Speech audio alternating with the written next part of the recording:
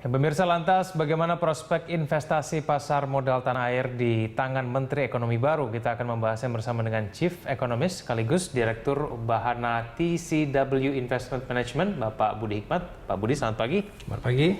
Pak Budi, kalau kita cermati mengenai pelantikan kabinet baru ini kan pasti dikhususkan pada tim ekonomi yang baru nih ya. Ada Sri Mulyani, lalu kemudian ada beberapa menteri yang bergeser begitu posisinya.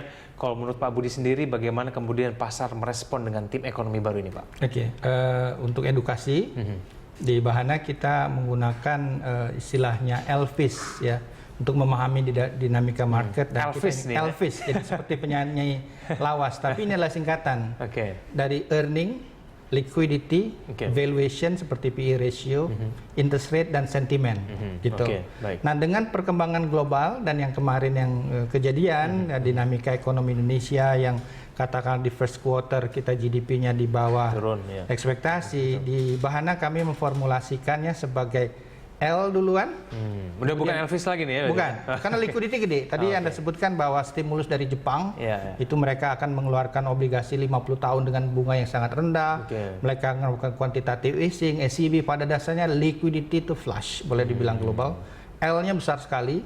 Kemudian sentimen terhadap Pak Jokowi, kabinetnya, Bu Sri Mulyani, dan tim dan lain-lain itu kuat. Gitu. Kemungkinan besar I-nya juga akan turun. Kita lihat gesture dari katakanlah Bank Indonesia akan memberikan stimulus moneter. Kemudian E-nya ini udah mulai bergerak naik. Dulu kami menggunakan slide ya, maksudnya E-nya ada di belakang, earning-nya di belakang gitu. Ya. Jadi kemudian yang terakhir itu V, valuation. Jadi valuation ini kenapa? Karena ada bursa yang lagi terjerembab sekarang. China misalnya minus 12%. Sangat sulit ini sebetulnya supaya investor kita lebih paham bahwa bagaimana mengharapkan katakanlah prospek kenaikannya. Kalau bursa China tetap murah dan lain-lain, kita nggak bisa akan naik sendirian. Jadi sekarang ini L. Nah, apa yang diharapkan tim yang baru? Tentunya ini reshuffle yang huruf-huruf tadi kembali ke posisi normalnya. Kalau bisa E-nya ada di depan. Nah, E-nya ini membutuhkan berarti pertumbuhan ekonomi Indonesia yang kualitasnya membaik, baik ataukah growth, stability dan pemerataan.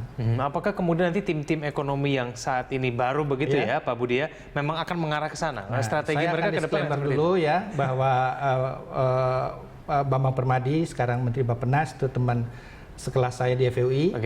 Ibu Sri Mulyani dan Pak Darmin adalah bos saya dulu di LPM ya, gitu. Nah, saya lihat Pak Bambang katakanlah memang dari dulu regional, sebetulnya ahli regional. Ibu Sri Mulyani dengan kapasitas beliau di World Bank dan lain-lain, saya cermati itu tekanannya tuh bagaimana nanti Pak Jokowi ingin mengoptimalkan, ada dua kalau saya lihat sih. Pertama, keberhasilan tax amnesty.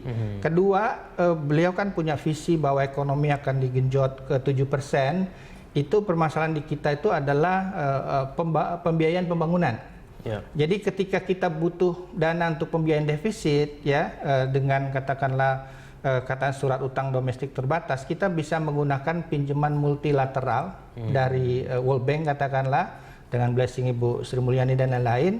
Dan bagi market sendiri ada peluang malah rating upgrade. Jadi sebenarnya ini it's a good news, dan Pak Darmin yang jauh lebih senior, beliau akan melakukan koordinasi di atas kertas. Ini kelihatannya dream team ya. Tentunya kita harus lihat karena saya cermati juga pidato Bu Sri Mulyani di UI ya, Pak Presiden Jokowi juga di pembukaan mengatakan dunia udah berubah, perlambatan ekonomi China. Sebenarnya lebih tepat China itu terjadi rebalancing ekonomi, mereka lebih mendorong konsumsi dan services.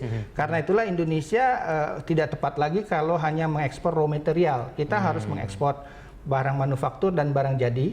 Dan dunia ini juga tren itu adalah penguatan dolar. Bagaimana kita bisa memanfaatkan penguatan dolar ini? Nggak bisa lagi diharapkan kita hanya raw material ya, tetapi kita betul-betul harus barang jadi. Bahkan mengundang turisme itu juga salah satu quick win. Nah, saya yakin tim ekonomi sudah tahu apa yang dilakukan seperti ini.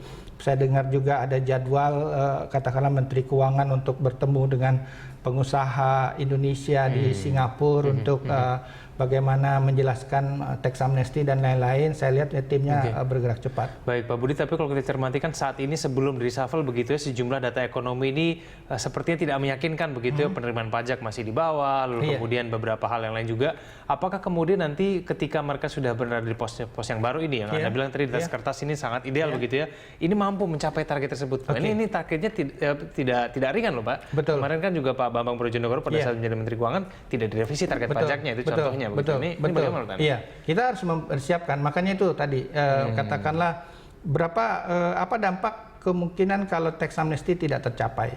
Apakah hanya sebatas itu hanya aja disclosure? Yang penting itu kan sebetulnya adalah repatriasi. Nah, repatriasi kan paling nggak membutuhkan dua hal kalau saya lihat. Bagaimana kemudahan bisnis kita itu menyebabkan orang tertarik untuk memindahkannya, dan bagaimana juga pajak kita lebih kompetitif dibanding regional. Saya pikir nanti setelah perluasan basis pajak, peningkatan tax obedience, kepatuhan membayar pajak, itu pemerintah sebaiknya itu menurunkan tarif pajak, supaya juga mereka yang selama ini katakanlah ya bayar pajak ya tepat lah, bagus gitu ya angkanya gitu, dia punya uang untuk spending, itu yang menggerakkan ekonomi. Masih banyak PR sih gitu ya. Tapi tadi seperti saya sampaikan, kalau misalnya target pajak itu tidak tercapai sehingga butuh financing, nah itu ke multilateral non IMF kan namanya kurang bagus katakanlah di sini, dan itu biasanya biayanya lebih murah. Dan tentunya dengan pengalaman dan posisi Ibu Sri Mulyani ini bisa membantu lah gitu. Baik Pak Budi, kita masih punya satu segmen lagi, kita akan bahas mengenai hal ini nanti di segmen selanjutnya. Pemirsa tetap sama kami di Market Corner.